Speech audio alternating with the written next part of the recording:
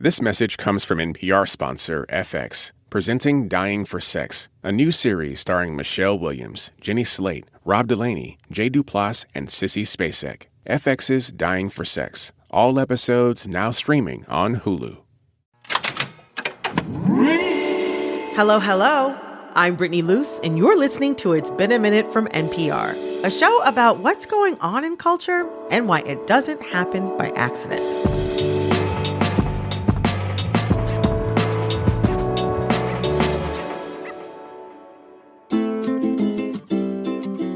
Did you write for a blog that was about watching episodes of Sex and the City? Oh my God, yes, I Yes. did. That was a long time ago. Yeah. Oh my God. I loved it. That's Andrea Long Chu. Once one of my favorite Sex and the City bloggers, now a Pulitzer Prize-winning critic. And you know what? I wasn't surprised by the news of her win in 2023. She lends her critical eye to everything from the TV show Yellowstone to the work of Sally Rooney to pro-Palestinian protests and free speech. And she does it with wit, style, and fearlessness. Like, if you've ever read Andrea Long Chu, you know she is eviscerating people in some of these pages. Andrea is here today because some of her best writing has been collected into a book called Authority. It's a lot of her published essays and 2 new ones. In this book and our conversation, she has given me so many new ways to look at art, from highbrow literature to lowbrow TV. But she also asks, what kind of authority do critics have? And do we need to rethink what criticism should do for us? All right, here's my conversation with Andrea.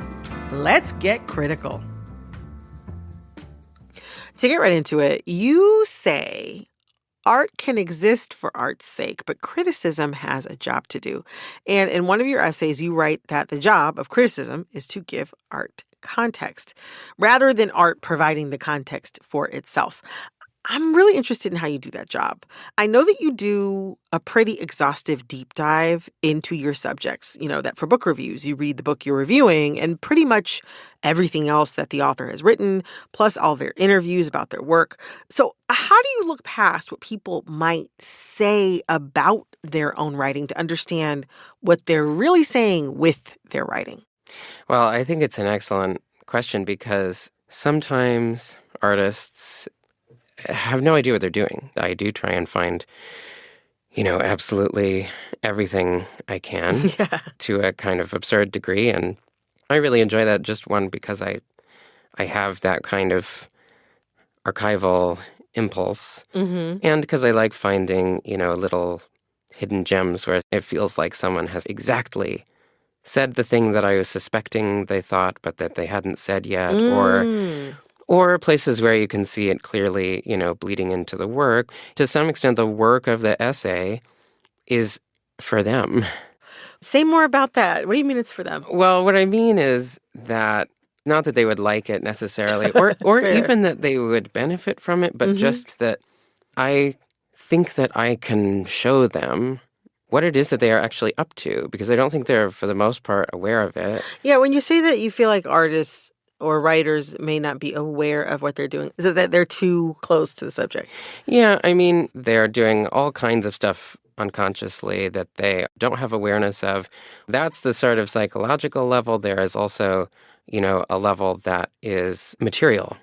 One of the chapters in the book is a piece about the television show Yellowstone. And for me, the most consequential thing about that piece is that this guy, Taylor Sheridan, who created Yellowstone and is, making all of these shows for Paramount Plus, he signed this 9-series deal with them so that he could finance buying a ranch that is featured in Yellowstone, and which he, even taking away some level of sort of judgment, which, I would not ultimately, but Sure. But even taking that away, it's it's so interesting to think of a show as essentially a down payment on a property.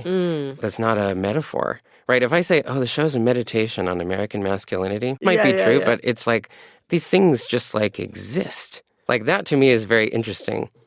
That moment where there is just pieces of just mundane reality are kind of poking out of the text, because actual pieces of reality do end up in these works. And so I like to try to find them and see if they can kind of lead me back out of the text. You spend a lot of time, as I said, trying to get like really deep into what they think they're doing. But also, one of the threads that really comes through is desire, not just in the romantic sense or in the sexual sense, but basically like what people want, why they want it, and how that shapes both art and politics.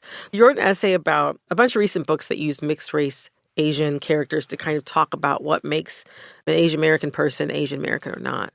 And you come to the conclusion that for Asian Americans, including mixed ones, the identity isn't made totally of genetics or food or upbringing. You write that it's also about choosing to be part of Asian America. I'll paraphrase something that you said. People want race. They want race to win them something, to tell them something they were never told. And sometimes they just want to be something or have something to be.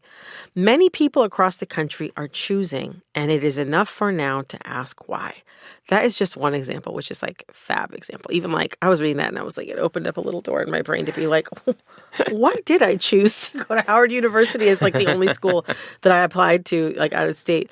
But, you know, throughout the book, that is something that you are unafraid of even unmasking within yourself. Why do you take care to understand desire in that way?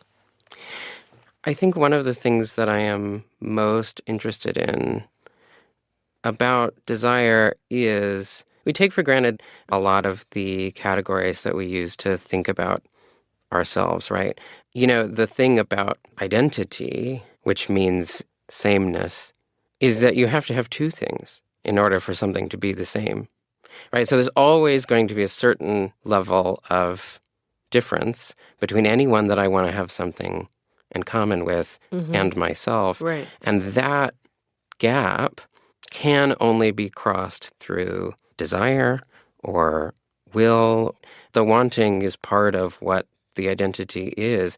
And to cover that up, as we often want to do, right? The fantasy of an identity that just happens to me and that I don't have to do any work to be a part of, and that I just sort of own just by virtue of some kind of givenness. I understand the fantasy. I experience the fantasy constantly, right?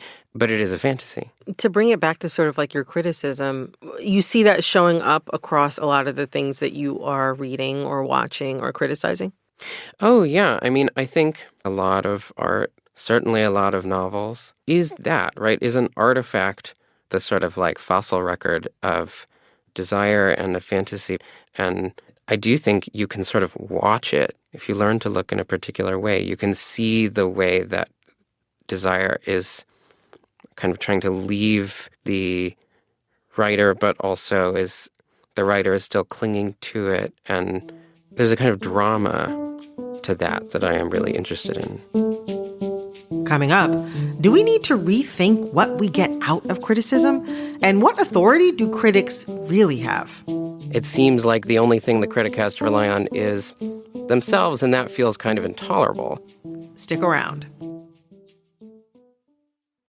This message comes from Amazon Health. Have you ever been so sick that even the thought of standing up to go to the doctor made you even more sick? Amazon One Medical has 24/7 virtual care, so you can get help while horizontal. And with Amazon Pharmacy, you can get medicine delivered fast right to your door. You just have to make it to your door. Thanks to Amazon, healthcare just got less painful.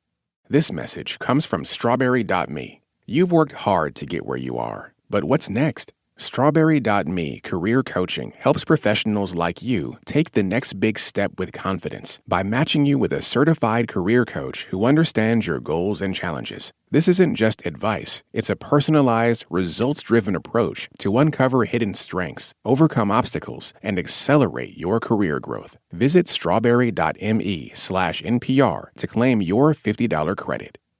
This message comes from Betterment. When investing your money starts to feel like a second job, Betterment steps in with a little work-life balance. Their automated investing and savings app handles your money, constantly being diversified and optimized so you can focus on what matters most. Because your money doesn't need a work-life balance, you do. Make your money hustle with Betterment. Get started at Betterment.com. Investing involves risk. Performance not guaranteed.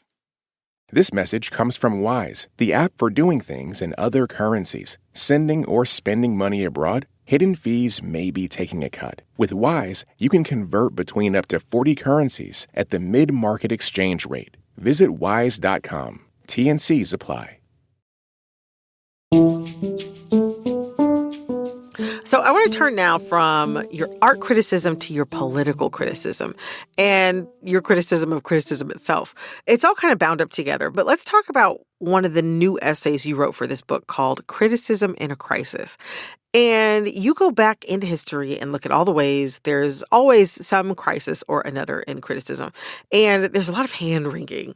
I wonder, what quote-unquote crisis are we in now? And why has criticism sort of always been in crisis? Yeah, so, one of the things I try to do in the book is distinguish between the actual crises that may be facing us today, which I would first of all always say are material ones, from a kind of like existential crisis where periodically throughout history and really from the beginning of criticism, there is this fear that the critic is not going to have the authority to make the claims that he wants to make. Of course, Oh, of course, because critics, like the ones whose writing made it to papers, those were historically mostly men. Right. And part of the problem is just built into what it is to make an aesthetic judgment, what it is to say, I think that novel is good, or I think that this play is bad. Because it doesn't have the same kind of objective basis, it seems like the only thing the critic has to rely on is themselves, and that feels kind of intolerable. And so there is this reaching for other sources of authority through tradition or through technique or through moral conduct in a way. And the problem with that is criticism from the very beginning has been asked to perform a certain kind of allegorical work in showing how liberalism could be possible, how it could be possible to disagree with each other and still live in a, non-constant state of war. And failures of criticism or failures of authority and criticism tend to augur some sort of political crisis or catastrophe. Right. And how are we seeing these failures of criticism now? We're seeing a version of that now in a very real way, right? So there is a line from criticism the way it was being practiced at Columbia by Edward Said, and other post-colonial scholars, right, to pro-Palestine demonstrations at Columbia, the sending in of the police, and now, of course, we're seeing the essentially secret police-style disappearance of people with green cards. And it's not to say that all of these are the same thing, right? But the fear is that when criticism sort of gets out of hand or starts claiming authority that it doesn't really have, and that was certainly what was being said about post-colonial critique or other forms of left-minded criticism that were being practiced in the academy, the fear about that is that it is going to break down nice, good, polite society. These students are behaving like terrible critics. They're not staying in the classroom and reading the book and accepting that the work of art is its own thing that is limited to itself and gets to be viewed in abstraction and separate from the rest of the world. They're saying, no, actually, the ideas that we might read about actually matter. So I'm going to go to actually try and do something about that. And so some of what I'm interested in is just trying to understand what are the implicit stakes. Okay, so one of the things that you discuss is that criticism with traditional authority almost always insists upon its own political importance. You write, and I'll paraphrase, "We are almost shocked at how often the critics of every age have compared bad criticism to bad citizenship, until we remember how often we are told today that criticism prepares us to be global citizens. In this regard, criticism has long been an apprenticeship in thoughtful obedience. Its grand historical function has been to make a world without authority entirely inconceivable. A bar. Like, I feel like you're saying that some criticism might even be part of what writer Alex V. Green calls the having conversations industrial complex, where having conversations again and again is all that happens and no political change occurs. The having conversations industrial complex is exactly right. All of this is grounded in a kind of belief that it is a sort of good ethical thing to be able to take conflicting ideas, right, and not just hold them in your head at the same time, but just hold them in your head at the same time and do nothing else. I fully believe in holding conflicting ideas in your head at the same time. It's called dialectics. It's great. I love it. I do it every day. But there's this fantasy in the liberal tradition of like, well, I'm just going to kind of think about everything, and I'm going to like try on all of these hats. I'm going to try on everyone else's hat, and that's going to make me a sort of like supreme ethical subject because look at how many hats I am capable of wearing. And what that spares me is the difficulty, the risk, the responsibility of choosing a hat. I am all for being able to think through other people's ideas. I tend to think that it's what I do for a living.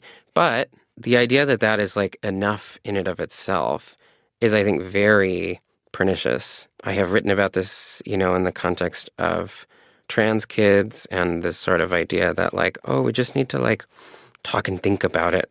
We need to just have a bunch more conversations and then we'll know what to do. Well, no, you won't. At a certain point, you actually have to just do something. You have to choose Make a choice, something, and then you have to be willing to bear the consequences or responsibility of what happens as a result. So, the fantasy of just like a nice, whole, integrated society where like very little ever happens, and we sort of like slowly work our way towards like a nicer, more tolerant world. I think that's actually just a reflection of the kind of like ideological position of people who would stand to lose something if the world changed. The thing about authority is that people expect critics to have it, but you don't think critics actually need that kind of authority. Why not? Well, I guess I would say they don't need a certain kind of capital A authority. Would I say that the critic doesn't need authority at all? Like, obviously, I strive for, a certain kind of authority in my own work. I'm trying to present myself in a way that says, I know what I'm talking about, of course. Yeah. But I think, knowing my stuff actually wouldn't qualify as like enough authority for this whole historical discourse about needing authority in criticism. And I am trying to develop a relationship with the reader. I am trying to locate the justification for that kind of judgment in our relationship. I am trying to treat them as capable of sharing this judgment. So the kind of authority that I am interested in, if I am to give a positive version of authority, it would be the kind that exists in that relationship with the reader. That reminds me of one of the lines in your book. You said, the critic owes her allegiance to human beings. It's a kind of, I guess, ethic of criticism for me personally, and also because it's just like, I have had my time wasted enough to not want to waste anyone else's. Thank you so much for your book, and thank you so much for joining us. And thank you so much for having me. That was writer and critic Andrea Long Chu. Her new book, Authority, is out now. This episode of It's Been a Minute was produced by Liam McBain. This episode was edited by Nina Pathak. Our supervising producer is Barton Girdwood. Our executive producer is Verilyn Williams. Our VP of programming is Yolanda Sanguini. All right, that's all for this episode of It's Been a Minute from NPR. I'm Brittany Luce. Talk soon. This message comes from Warby Parker. What makes a great pair of glasses? At Warby Parker, it's all the invisible extras without the extra cost, like free adjustments for life. Find your pair at warbyparker.com or visit one of their hundreds of stores around the country. This message comes from Charles Schwab with their original podcast, Choiceology, hosted by Katie Milkman, an award-winning behavioral scientist and author of the best-selling book, How to Change. Choiceology is a show about the psychology and economics behind people's decisions. Hear true stories from Nobel laureates, historians, authors, athletes, and more about why people do the things they do. Download the latest episode and subscribe at schwab.com/podcast or wherever you listen. This message comes from Bombas. Socks, underwear, and t-shirts are the top 3 requested clothing items by people experiencing homelessness. Bombas makes all 3 and donates 1 item for every item purchased. Go to bombas.com/NPR and use code NPR for 20% off.